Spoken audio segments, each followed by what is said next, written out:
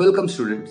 आज हम लोग समझते हैं हार्मोन्स के बारे में। हार्मोन्स एक विशेष केमिकल होते हैं जो कि हमारे बॉडी में ही रिलीज होते हैं और ये हमारे बॉडी के सेल्स के और ऑर्गन्स के एक्टिविटीज को कंट्रोल करते हैं। ये हमारे शरीर में फूड मेटाबॉलिज्म को कंट्रोल करते हैं। आप जानते हैं थायरोक्सिन हार्मोन जो कि थायराइड ग्लैंड से रिलीज होता है, वो हमारे बॉडी में फैट, प्रोटीन और कार्बोहाइड्रेट के मेटाबॉलिज्म को कंट्रोल करता है। हमारे बॉडी में किस तरीके से ग्लूकोज, ऑक्सीजन और बाकी न्यूट्रिएंट्स का इस्तेमाल होगा, हमारे सेल्स कैसे न्यूट्रिएंट्स को यूटिलाइज करेंगे, यूज करेंगे, ये रेगुलेट करते हैं हार्मोन्स। हमारे शरीर में विकास, हमारे शरीर में डेवलपमेंट, जो ग्रोथ होगा, जो डेवलपमेंट होगा, उसको भी हमारे हार्मोन्स रेगुलेट करते हैं। आप जानते हैं ग्रोथ हार्मोन्स जो हैं वो रिस्पॉन्सिबल होते हैं हमारे शरीर में ग्रोथ के लिए, विकास के लिए। हार्मोन्स हमारे शरीर में भूख और प्यास को भी कंट्रोल करते हैं। आपको पता है हमारे शरीर में जो हमारे इमोशंस होते हैं, जो हमारे फीलिंग्स होते हैं, उन्हें भी हार्मोन्स कंट्रोल करते हैं। कई बार हम लोग जो दुखी महसूस करते हैं, जो खुश महसूस करते हैं, वो भी हार्मोन्स के द्वारा ही कंट्रोल किया जाता है। हार्मोन्स हमारे बॉडी में तापमान को भी रेगुलेट करते हैं। आपको पता है थायराइड ग्लैंड जो है वो जब थायरोक्सिन की मात्रा ज्यादा रिलीज करने लगता है तो आपको ज्यादा गर्मी लगता है। जब थायरोक्सिन की मात्रा कम रिलीज होती है तो आपको ठंड लगता है, आपको कम गर्मी लगता है। तो इस तरीके से आपका जो हार्मोन्स और ग्लैंड्स हैं वो आपके बॉडी में टेम्परेचर को भी रेगुलेट कर रहे हैं, आपके बॉडी के टेम्परेचर को भी मेंटेन रख रहे हैं। ठीक है। उसके बाद आपके हार्मोन्स आपके मूड और दूसरे कॉग्निटिव फंक्शंस को भी रेगुलेट कर रहे हैं। जैसे आपको मैंने बताया कि आप जो खुश होते हैं, दुखी होते हैं, उत्तेजना होती है, गुस्सा आता है, एंगर आता है, ये सारा जो आपका फीलिंग्स है ये बहुत हद तक कंट्रोल होता है हार्मोन्स के जरिए। हार्मोन्स हमारे सोशल बिहेवियर के ड्राइवर्स होते हैं। जो भी हमारा सोशल बिहेवियर होता है वो हार्मोन्स के द्वारा ही रेगुलेट किया जाता है और पर्यावरण का भी उसमें भूमिका होता है। और हार्मोन्स जो होते हैं वो हमारे अंदर सेक्सुअल डेवलपमेंट और रिप्रोडक्शन में भी अपना बहुत बड़ा योगदान प्ले करते हैं। आप जानते हैं कि हार्मोन्स, जब हमारा जो मेल रिप्रोडक्टिव ऑर्गन्स का डेवलपमेंट होता है वो टेस्टोस्टेरोन हार्मोन्स के जरिए होता है। जो फीमेल रिप्रोडक्टिव ऑर्गन का डेवलपमेंट होता है वो एस्ट्रोजन हार्मोन्स के बदौलत हो पाता है। आप जानते हैं जब एक फीटस का डेवलपमेंट होते रहता है तो उस फीटस में मेल रिप्रोडक्टिव सिस्टम का डेवलपमेंट के लिए टेस्टोस्टेरोन हार्मोन रिस्पॉन्सिबल होता है। ये हार्मोन्स कई तरह से, ये 4 तरह के होते हैं आमतौर पे। एक ऑटोक्राइन, ये ऐसे हार्मोन्स होते हैं जो जिस सेल से रिलीज होते हैं उसी सेल्स पर इनका एक्टिविटी होता है। ऑटोक्राइन हार्मोन्स जो होते हैं वो आपको पता है कि ये जो हार्मोन्स हैं ये जिस सेल से निकलते हैं कई बार उसी सेल पे भी ये इनका इफेक्ट होता है। जब उसी सेल पे ये इफेक्ट करते हैं तो इन्हें ऑटोक्राइन हार्मोन्स बोलते हैं। जब ये हार्मोन्स नियर बाई सेल्स पे इफेक्ट दिखाते हैं बिना ब्लड स्ट्रीम में एंटर किए हुए, जब ये हार्मोन्स अपने आस पड़ोस के सेल्स पे अपना इफेक्ट दिखाते हैं तो इन हार्मोन्स को हम लोग पाराक्राइन हार्मोन बोलते हैं। Autocrine hormone, the hormone acts on the cells that secreted it, whereas paracrine hormone are the hormones that act on a nearby cell without having to enter the blood circulation। बिना blood circulation में जाए हुए आस पड़ोस के sales को जब effect करते हैं हार्मोन्स तो उन्हें हम पाराक्राइन हार्मोन बोलते हैं। इंट्राक्राइन हार्मोन, तीसरा तरह का आपका हार्मोन है इंट्राक्राइन हार्मोन। ये हार्मोन जो है ये सेल्स में प्रोड्यूस होता है और इंट्रासेल्युलर मीन्स से ये सेल्स को इफेक्ट पहुंचाता है। The hormones is produced in the cell and acts intracellularly, means inside the cell, मतलब ये सेल के अंदर ही अपना इफेक्ट दिखाता है।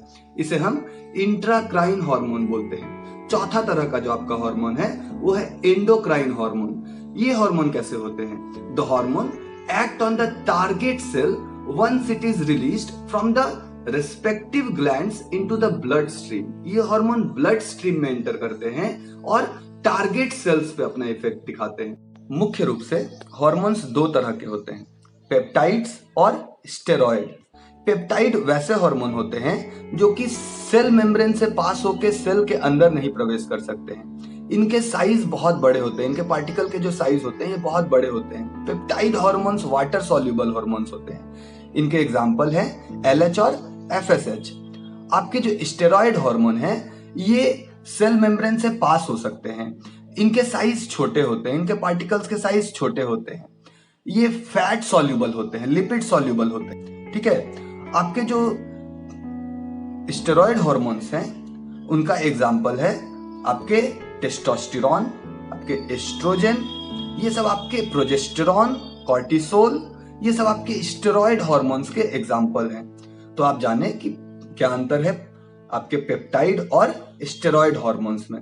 पेप्टाइड हॉर्मोन्स जो थे वो बड़े साइज के पार्टिकल्स थे उनके, और स्टेरॉयड हॉर्मोन्स जो थे उनके साइज जो थे पार्टिकल्स के वो छोटे थे। पेप्टाइड हार्मोन जो थे वो सेल मेम्ब्रेन से एंटर नहीं कर सकते थे, और जो स्टेरॉयड हार्मोन्स थे वो सेल मेम्ब्रेन से एंटर कर सकते हैं, क्योंकि स्टेरॉयड हार्मोन्स के पार्टिकल्स जो हैं वो स्मॉल इन साइज हैं, वो पास कर सकते हैं सेल मेम्ब्रेन से।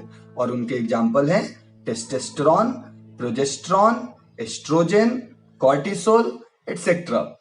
आइए हम लोग समझ लेते हैं एंडोक्राइन ग्लैंड्स और एंडोक्राइन सिस्टम के बारे में। एंडोक्राइन सिस्टम को हिंदी में अंतःस्रावी तंत्र या पीयूष तंत्र कहते हैं, और एंडोक्राइन ग्लैंड्स को हिंदी में अंतःस्रावी ग्रंथि या पीयूष ग्रंथि कहते हैं। कुल मिला के 10 अंतःस्रावी ग्रंथियां हैं, 10 एंडोक्राइन ग्लैंड्स हैं। ये 10 एंडोक्राइन ग्लैंड्स मिलकर के एंडोक्राइन सिस्टम चला रहे हैं। 3 एंडोक्राइन ग्लैंड्स आपके ब्रेन में हैं और 7 एंडोक्राइन ग्लैंड्स आपके बॉडी में अलग हिस्सों में हैं। जो 3 ब्रेन में है उसमें शामिल है हाइपोथैलेमस, पीनियल ग्लैंड जिसे कि हम थैलेमस भी बोलते हैं, और पिट्यूटरी ग्लैंड। तो सबसे पहले हम लोग हाइपोथैलेमस के बारे में चर्चा करते हैं। हाइपोथैलेमस हमारे बॉडी में टेम्परेचर को रेगुलेट करते हैं, इमोशंस को रेगुलेट करते हैं, हंगर, थ्रस्ट और स्लीप मूड्स इनको रेगुलेट करते हैं। आप जानते हैं जो हमारी भूख है, जो हमारा प्यास है, जो हमारा स्लीप है और जो हमारा दूसरे इमोशंस है, उसको हाइपोथैलेमस से निकलने वाला हार्मोन रेगुलेट करता है। और आप ब्रेन वाले वीडियो में भी समझे थे कि हाइपोथैलेमस जो है वो हमारे बॉडी में टेम्परेचर रेगुलेशन का काम कर रहा है। सेकंड है आपका पीनियल ग्लैंड। पीनियल ग्लैंड को हम लोग थैलेमस भी बोलते हैं, it is also known as thalamus. Pineal gland से सेरोटोनिन और मेलाटोनिन नाम के 2 महत्वपूर्ण हार्मोन्स रिलीज हो रहे हैं। ये सेरोटोनिन और मेलाटोनिन आपके मूड्स के लिए बहुत ज्यादा रिस्पॉन्सिबल है, आपके कॉन्शियसनेस के लिए, अलर्टनेस के लिए, स्लीप के लिए, इसके लिए ये बहुत ज्यादा रिस्पॉन्सिबल है, बहुत ज्यादा महत्व रखते हैं। जो सेरोटोनिन हार्मोन है, आपको पता है कि ये सेरोटोनिन हार्मोन्स जब रिलीज होते हैं, जब इनकी मात्रा सही होती है तो आप अच्छा महसूस करते हैं। जब इनकी मात्रा में इम्बैलेंस आती है तो आपका मूड स्विंग्स होता है। आप जो कभी बहुत उदास फील करने लगते हैं वो इन्हीं सेरोटोनिन के इम्बैलेंस के वजह से होता है। आप जो महसूस करते हैं कि आप डिप्रेस्ड हैं, डिप्रेशन है आपको, ऐसा अगर आप कभी महसूस करते हैं तो वो भी सेरोटोनिन हार्मोन्स की कमी की वजह से होता है। और थर्ड नंबर पे आपका आता है पाराथायरॉयड ग्लैंड। पाराथायरॉयड ग्लैंड ये हमें जो कैल्शियम की मात्रा है हमारे बॉडी में उसको कंट्रोल और रेगुलेट करने में मदद करते हैं, जो पैराथायरॉयड ग्लैंड है। ठीक है, चौथे नंबर पे आपका एंडोक्राइन ग्लैंड है थाइमस। थाइमस बहुत महत्वपूर्ण भूमिका अदा करता है आपके इम्यून सिस्टम में। आपको पैथोजेंस, बैक्टीरिया, वायरसेस और दूसरे डिजीज काउजिंग माइक्रोब से प्रोटेक्ट करने में थाइमस बहुत बड़ा रोल प्ले करता है।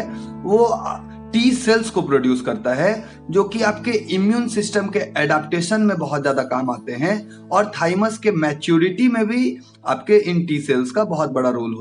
नेक्स्ट एंडोक्राइन ग्लैंड है आपके थायराइड। आपको पता है ये थायराइड ग्लैंड आपके गर्दन के रीजन में मौजूद है, आपके गले में मौजूद है। ये थायराइड ग्लैंड 2 महत्वपूर्ण हार्मोन्स को रिलीज कर रहे हैं, थायरोक्सिन और ट्रायोडोथायरोनिन, जिसे कि हम लोग थायरोक्सिन को हम लोग T4 भी बोलते हैं और ट्रायोडोथायरोनिन को T3 भी बोलते हैं। आपको पता है ये जो थायरोक्सिन हार्मोन है ये आपके बॉडी में फैट, कार्बोहाइड्रेट्स और प्रोटीन के मेटाबॉलिज्म को कंट्रोल कर रहा है, रेगुलेट कर रहा है। आपके बॉडी में किस तरीके से फैट्स का यूटिलाइजेशन होगा, किस तरीके से प्रोटीन का यूटिलाइजेशन होगा, किस तरीके से कार्बोहाइड्रेट्स यूज किए जाएंगे, इन सभी चीज को जो सिग्नल है, जो इंस्ट्रक्शन है, ये इंस्ट्रक्शन और सिग्नल थायरोक्सिन हार्मोन्स देते हैं, थायरोक्सिन हार्मोन्स बॉडी के डिफरेंट सेल्स तक जाकर के उन्हें इंस्ट्रक्ट करते हैं कि उन्हें किस तरीके से फैट, प्रोटीन और कार्बोहाइड्रेट को यूज करना है। आपको पता है कि अगर इन हार्मोन्स की मात्रा में इम्बैलेंस आ जाए, अगर इन हार्मोन्स की मात्रा गड़बड़ हो जाए, अगर थायरोक्सिन की मात्रा बढ़ जाए तो आपको हाइपरथायरॉयडिज्म नाम का बीमारी हो सकता है। अगर थायरोक्सिन जो प्रोड्यूस हो रहा है उसकी मात्रा कम हो तो आपको हाइपोथायरॉयडिज्म हो सकता है। क्या आपको पता है हाइपरथायरॉयडिज्म जब आपके बॉडी में बहुत ज्यादा थायरोक्सिन हार्मोन्स की मात्रा रिलीज होने लगती है तो आपको हाइपरथायरॉयडिज्म होता है और इसमें आपका बॉडी बहुत ज्यादा ओवर एक्टिव हो जाता है, हायर मेटाबॉलिज्म रेट होता है, आपका हार्ट बीट का रेट फास्टर हो जाता है, आपको लगातार भूख लगा रहता है, रेपिड वेट लॉस होता है, आपको बहुत गर्मी लगता है, आप बहुत पसीना आता है, आपको एंग्जियसनेस रहता है, मुश्किलात आते हैं आपको सोने में भी। तो ये सारे समस्या जुड़े हुए हैं आपके हाइपरथायरॉयडिज्म से।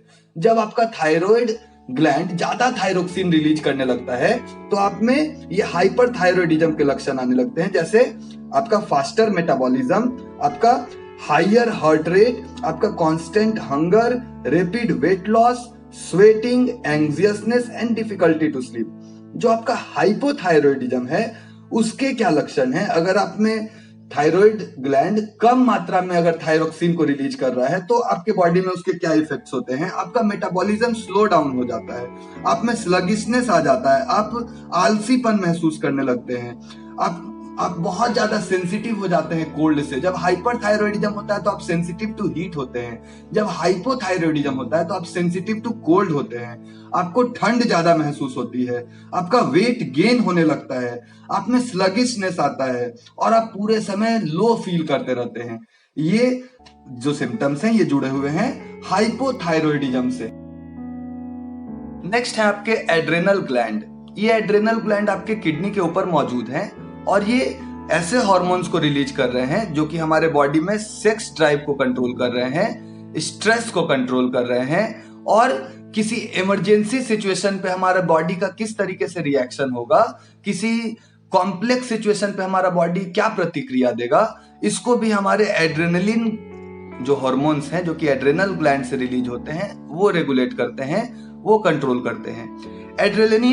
एड्रेनलिन जिसे कि हम लोग फाइट और फ्लाइट हार्मोन भी बोलते हैं, ये एड्रेनल ग्लैंड्स और कुछ विशेष न्यूरॉन नर्व सेल्स के जरिए रिलीज होते हैं। ये एड्रेनलिन एक इमरजेंसी हार्मोन होता है, ये एक इमरजेंसी सिचुएशन पे आमतौर पे रिलीज होता है। जब भी कोई ऐसा सिचुएशन होता है जिसमें आपके बॉडी को प्रिपेयर करना होता है एक कॉम्प्लेक्स एक्टिविटी को करने के लिए, तो आपके बॉडी में ये एड्रेनलिन हार्मोन रिलीज होकर के आपके बॉडी के डिफरेंट पार्ट्स में जाकर के आपके पूरे बॉडी को प्रिपेयर करता है ताकि आप उस कॉम्प्लेक्स एक्टिविटी को परफॉर्म कर पाए। जब भी एड्रेनलिन रश होता है तब आपके बॉडी में एनर्जी लेवल का रैपिड राइज होता है और इस रैपिड राइज के साथ साथ आपके बॉडी का हार्ट रेट भी तेज हो जाता है, आपका हार्ट बीट बहुत तेजी से करने लगता है। आपको पता है कि आपका हार्ट 1 मिनट में 72 बार बीट करता है और हर बीट के साथ आपका हार्ट आपके बॉडी के हर सेल में ब्लड भेजता है और उस ब्लड के साथ oxygen, protein, food particles, antibodies, hormones, इन सारे चीजों को लेकर के जाता है। तो आपका हार्ट जब ज्यादा तेजी से बीट करने लगता है तो इन हार्मोन्स को, जो एड्रेनलिन हार्मोन है, इसे बॉडी के डिफरेंट पार्ट्स में ज्यादा तेजी से ये सेंड करना शुरू करता है और तेजी से ये ब्लड के साथ में ये हार्मोन्स डिफरेंट बॉडी ऑर्गन्स तक जाते हैं, बॉडी पार्ट्स तक जाते हैं और उन्हें सिग्नल करते हैं, उन्हें इंस्ट्रक्ट करते हैं कि उन्हें अब बहुत एनर्जी की आवश्यकता है क्योंकि अभी एक इमरजेंसी सिचुएशन है और बॉडी को एक कॉम्प्लेक्स एक्टिविटी को परफॉर्म करना है और इसके लिए बहुत एनर्जी चाहिए होगा और उस एनर्जी को बनाने के लिए लगातार उन सेल्स तक ऑक्सीजन और ग्लूकोज चाहिए होगा। उस ऑक्सीजन और ग्लूकोज को पहुंचाने के लिए आपका हृदय जो है वो बहुत तेजी से धड़कता है, बहुत तेजी से बीट करता है ताकि जल्द से जल्द हर सेल तक ऑक्सीजन और फूड पहुंचाया जा सके।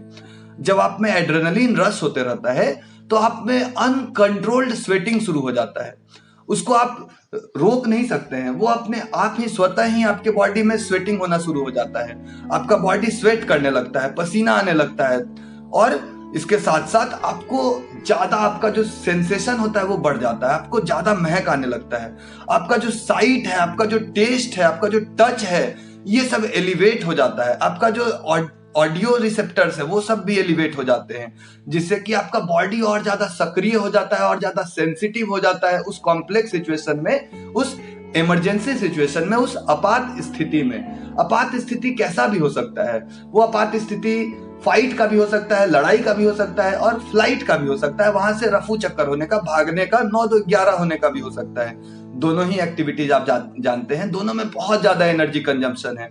चाहे आपको लड़ना हो चाहे भागना हो, दोनों में ही बहुत ज्यादा एनर्जी की रिक्वायरमेंट्स होंगी, और उन एनर्जी की रिक्वायरमेंट्स को पूरा करने के लिए आपका ये जो एड्रेनलिन हार्मोन है, ये कुछ आपके बॉडी में इफेक्ट्स को प्रोड्यूस करता है, जिससे कि आपका बॉडी उस कॉम्प्लेक्स एक्टिविटी को कर सके। जैसे कि आपके बॉडी में क्या क्या इफेक्ट प्रोड्यूस किया ये एड्रेनलिन हार्मोन, हार्ट रेट को बढ़ाया, जिसके जरिए आपका जो ब्लड जो था वो ऑक्सीजन और ग्लूकोज को लेकर के जिन रीजन्स में ज्यादा आवश्यकता थी, जो रीजन्स एक्टिवली परफॉर्म करने वाले थे उस एक्टिविटी को, उन रीजन्स में ब्लड, ऑक्सीजन और ग्लूकोज को भेजा, ताकि आप उस एक्टिविटी को परफॉर्म करके अपने आप को प्रोटेक्ट कर सकें। इस तरीके से आपका एड्रेनलिन जो हार्मोन है, जो कि एड्रेनल ग्लैंड से रिलीज हुआ, वो आपके बॉडी को प्रोटेक्ट करने में, आपके बॉडी को इमरजेंसी सिचुएशन में सुरक्षित रखने में मदद किया। एड्रेनल ग्लैंड से टेस्टोस्टेरोन और एस्ट्रोजन हार्मोन्स भी रिलीज होते हैं, उनके बारे में हम लोग आगे चर्चा करेंगे। अभी हमारा नेक्स्ट ग्लैंड जो है वो है पिट्यूटरी ग्लैंड। पिट्यूटरी ग्लैंड आपके ब्रेन में मौजूद है, उसे हम लोग मास्टर ग्लैंड भी बोलते हैं या कंट्रोल रूम भी बोलते हैं हमारे सारे ग्लैंड्स का। ये मास्टर ग्लैंड कहा जाता है क्योंकि सारे ग्लैंड्स का जो हार्मोन सिक्रेशन है वो पिट्यूटरी से ही कंट्रोल होता है। आपको पता है सारे हार्मोन्स के रिलीज के लिए कुछ एक्सेस होते हैं, कुछ एक्सिस होती है। जैसे आपका टेस्टोस्टेरोन हार्मोन के रिलीज होने के लिए hypothalamic pituitary adrenal axis responsible है। जब भी टेस्टोस्टेरोन रिलीज होगा, उस रिलीज में हाइपोथैलेमस, पिट्यूटरी और आपके एड्रेनल ग्लैंड के साथ में आपके ये एक्सिस बनता हुआ आएगा, जो कि आपके टेस्टोस्टेरोन के रिलीज को रेगुलेट करवाएगा।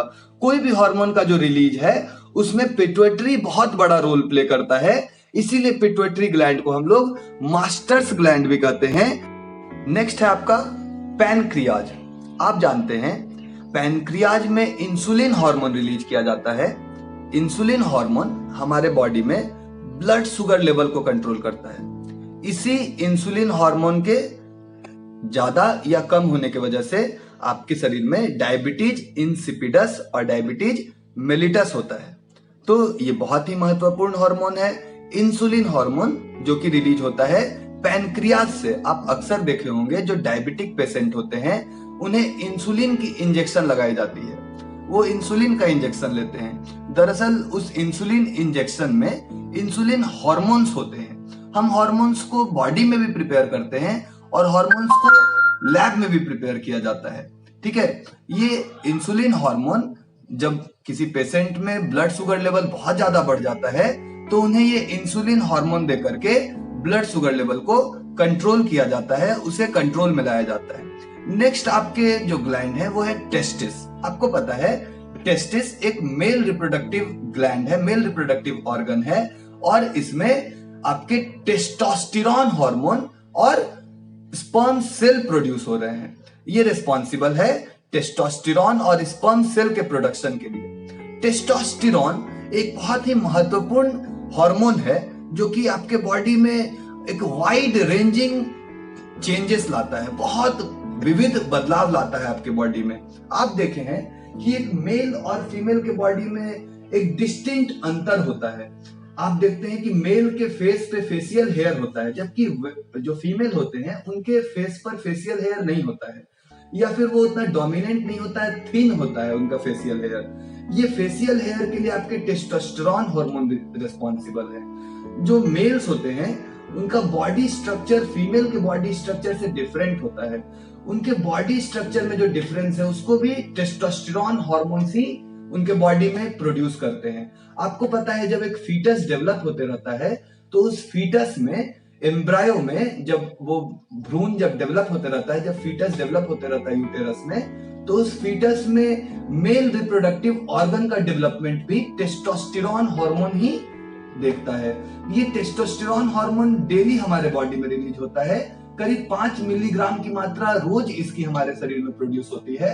और ये टेस्टोस्टेरॉन 2 समय हमारे शरीर में सबसे ज्यादा मात्रा में इनका रिलीज होता है। एक जो हमारा 7वां हफ्ता होता है फीटस डेवलपमेंट का उस समय, और दूसरा प्यूबर्टी के दौरान मेल्स में जनरली 12 इयर्स के एज के समय में जब ये सेकेंड सर्ज आता है टेस्टोस्टेरॉन हार्मोन्स का, तो उनका बॉडी का डेवलपमेंट होता है, उनका हाइट बढ़ता है, उनके फेस पे फेशियल हेयर आता है, और साथ ही साथ उनका रिप्रोडक्टिव ऑर्गन्स का भी डेवलपमेंट होता है, टेस्टिस का भी डेवलपमेंट होता है। तो इस तरीके से ये टेस्टोस्टेरॉन हार्मोन्स मेल में मेल कैरेक्टरिस्टिक्स के लिए रिस्पॉन्सिबल है, मेल के डीपर वॉइस के लिए रिस्पॉन्सिबल है। आपको पता है पुरुषों के जो आवाज होते हैं वो भारी होते हैं, महिलाओं के आवाज तीखे होते हैं, श्रिल होते हैं, उनका पिच ज्यादा होता है, मेल्स के आवाज का लाउडनेस ज्यादा होता है। ये जो डीप साउंड होता है मेल्स के आवाज का, ये डीप साउंड भी टेस्टोस्टेरॉन हार्मोन ही रिलीज करता है। क्या आपको पता है एक मेल और फीमेल के हाथ में भी अंतर होता है, उनके बोन लेंथ में भी अंतर होता है, उनके बोन के स्ट्रेंथ में भी अंतर होता है। आप अगर कभी हाथ पर अपना ध्यान देंगे, मेल्स और फीमेल्स, जो मेल्स के इंडेक्स फिंगर होते हैं, मेल्स के इंडेक्स फिंगर आमतौर पे रिंग फिंगर से छोटे होते हैं। जो फीमेल्स होते हैं, फीमेल्स में उनके इंडेक्स फिंगर रिंग फिंगर से बड़े होते हैं। ये बदलाव भी फीटस डेवलपमेंट के दौरान ही हमारे बॉडी में टेस्टोस्टेरॉन हार्मोन्स प्रोड्यूस कर देते हैं। जो हमारे फिंगर्स का लेंथ है, मेल्स में रिंग फिंगर का बड़ा होना और इंडेक्स फिंगर का छोटा होना, और फीमेल्स में रिंग फिंगर का छोटा होना और इंडेक्स फिंगर का बड़ा होना, ये रिजल्ट, ये जो आपका जो इफेक्ट है, ये भी टेस्टोस्टेरॉन हार्मोन ही रेगुलेट करता है। तो टेस्टोस्टेरॉन हार्मोन किस किस के लिए रिस्पॉन्सिबल है? टेस्टोस्टेरॉन हार्मोन मैस्कुलिन कैरेक्टर्स के लिए रिस्पॉन्सिबल है, डीपनिंग ऑफ वॉइस के लिए रिस्पॉन्सिबल है, फेशियल हेयर के लिए रिस्पॉन्सिबल है। कई न्यूरोलॉजिस्ट ऐसा भी मानते हैं कि टेस्टोस्टेरॉन हार्मोन हमारे अंदर एग्रेशन के लिए रिस्पॉन्सिबल है। जो हमारा एग्रेसिव बिहेवियर है वो भी टेस्टोस्टेरॉन हार्मोन्स के बदौलत आते हैं। आपको पता है जब हम अपने प्यूबर्टी में होते हैं, जब हम अपने टीन एज में होते हैं, तो हम अपने इस टेस्टोस्टेरॉन हार्मोन्स के एक तरीके से गुलाम होते हैं। जो बिहेवियर हमारा होता है वो सारा बिहेवियर इस टेस्टोस्टेरॉन हार्मोन्स की वजह से होता है। और हम इसके सामने हमारे शरीर में ये टेस्टोस्टेरॉन हार्मोन टेस्टिस और एड्रेनल ग्लैंड्स में रिलीज होते हैं। ये टेस्टिस के लाइटिक सेल्स के द्वारा प्रोड्यूस किए जाते हैं। टेस्टिस में लाइटिक सेल मौजूद होते हैं, वो लाइटिक सेल टेस्टोस्टेरॉन हार्मोन्स को रिलीज करवाते हैं। ये टेस्टोस्टेरॉन हार्मोन्स हमारे बिहेवियर के मेन ड्राइवर्स होते हैं। हमारा सोशल एनवायरनमेंट भी इसमें बहुत बड़ा रोल प्ले करता है, लेकिन टेस्टोस्टेरॉन के सामने हम लोग लाचार होते हैं। जो हमारे बॉडी का जो बिहेवियर होता है हमारे टीनेज में, वो टेस्टोस्टेरॉन के वजह से होता है, और उसके सामने हम लोग लाचार होते हैं, उसके वर्किंग के गुलाम होते हैं। जो टेस्टोस्टेरॉन का इफेक्ट होता है उसका हम लोग गुलाम बन के रह जाते हैं, और उसमें हम लोगों का कोई कंट्रोल नहीं होता है। वो सारा जो चेंजेस हमारे बॉडी में आ रहे होते हैं वो टेस्टोस्टेरॉन हार्मोन के वजह से आ रहा होता है। आपको पता है ये टेस्टोस्टेरॉन हार्मोन लाइटिक सेल्स के द्वारा रिलीज हो रहे हैं, आपके एड्रेनल ग्लैंड में भी ये रिलीज हो रहे हैं, और आपके ब्रेन में भी आपके कुछ सर्टेन न्यूरॉन्स जो हैं ये भी इन टेस्टोस्टेरॉन हार्मोन्स को रिलीज कर रहे हैं। ये टेस्टोस्टेरॉन मेल्स में भी पाए जाते हैं और फीमेल्स में भी इनकी कुछ मात्रा पाई जाती है। ठीक है, तो ये जो टेस्टोस्टेरॉन हार्मोन्स हैं ये एक स्टेरॉइड हार्मोन है, मतलब इनके जो पार्टिकल होते हैं वो स्मॉलर इन साइज होते हैं, और ये सेल मेम्ब्रेन में प्रवेश कर सकते हैं, ये सेल मेम्ब्रेन के भीतर जा सकते हैं।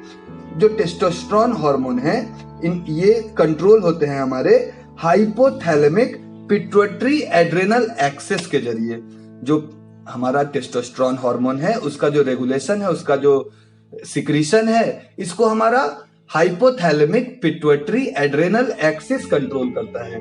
ठीक है, जो हमारा एस्ट्रोजन हार्मोन है वो ओवरीज के द्वारा रिलीज होता है। ओवरीज हमारा नेक्स्ट एंडोक्राइन ग्लैंड है, और ये एस्ट्रोजन हार्मोन्स को रिलीज करता है, और साथ ही साथ ओवा सेल्स, जिसे एग सेल्स भी कहते हैं, उसको भी रिलीज करता है। आप देखे हैं कि फीमेल्स में मेल के अकॉर्डिंग बहुत सारा डिफरेंसेस होता है। अगर कंपेयर करें मेल और फीमेल को तो आपको बहुत सारे डिफरेंसेस उनके बॉडी फीचर्स में ही नजर आ जाएंगे। जैसे यूजुअली जो फीमेल बोन्स होते हैं वो स्मॉलर होते हैं, शॉर्टर होते हैं, उनका पेल्विस ब्रॉडर होता है, उनके शोल्डर नैरोअर होते हैं और फीमेल बॉडी ज्यादा कर्व्ड और कंटूर्ड होता है। जो फीमेल बॉडी होते हैं आप देखेंगे हिप्स के पास में वो ज्यादा, आपके पेल्विस रीजन जो होता है, जो हिप्स रीजन होता है वो ज्यादा ब्रॉडर होता है, शोल्डर रीजन नैरोअर होता है, जिसके वजह से ज्यादा कंटूर्ड और ज्यादा कर्व्ड दिखाई देता है आपको फीमेल का बॉडी।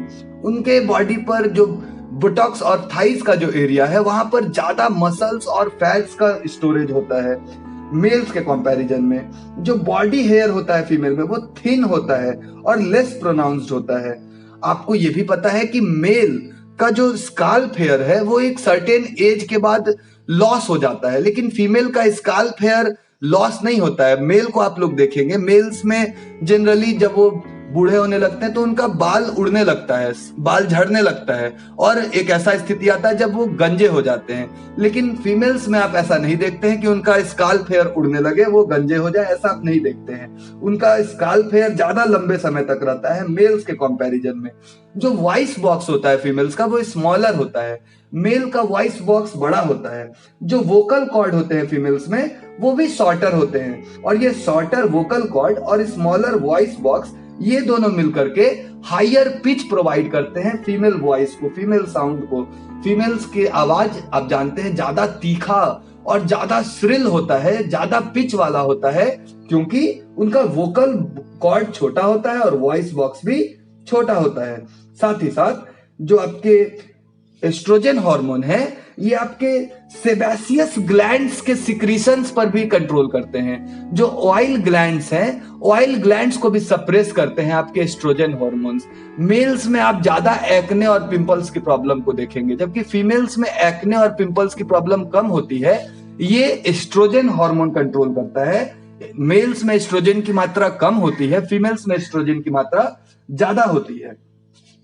जो मेल्स टिश्यू होते हैं, मेल्स में भी एस्ट्रोजन पाए जाते हैं। मेल्स के ब्लड में, यूरिन में, आप इन सब जगह पर उनके एस्ट्रोजन हार्मोन के ट्रेसेस को देख सकते हैं, फाइंड कर सकते हैं।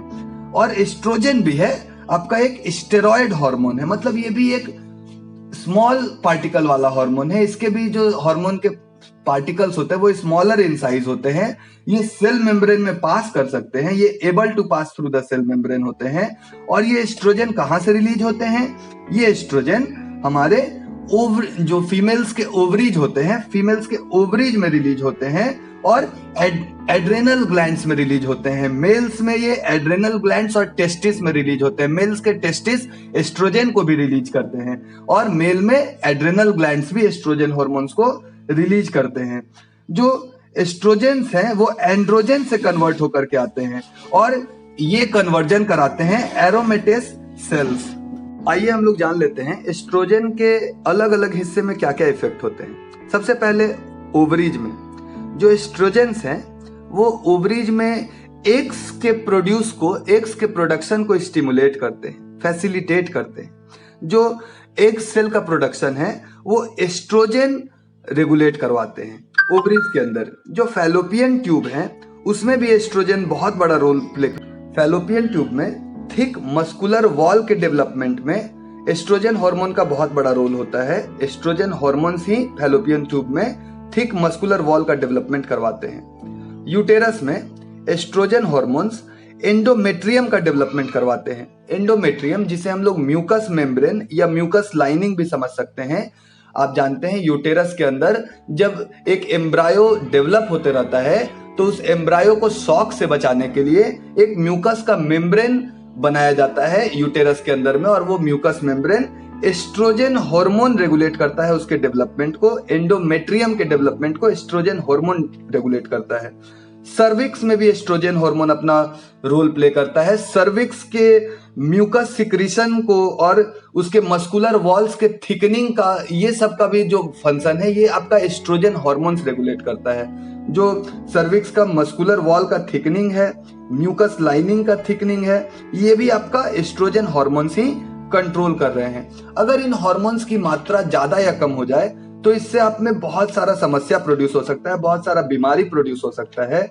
जैसे कि आप जानते हैं थायराइड ग्लैंड में आप देखें कि ज्यादा थायरोक्सिन और कम थायरोक्सिन होने की वजह से हाइपरथायरॉयडिज्म और हाइपोथायरॉयडिज्म होता है। अगर आपके पैनक्रियाज से ज्यादा इंसुलिन या कम इंसुलिन प्रोड्यूस हो तो उससे आपका डायबिटीज मेलिटस और डायबिटीज इंसिपिडस होता है। अगर आपको ये वीडियो पसंद आए तो चैनल को लाइक करें, सब्सक्राइब करें और बेल आइकन को दबाना बिल्कुल ना भूलें। धन्यवाद।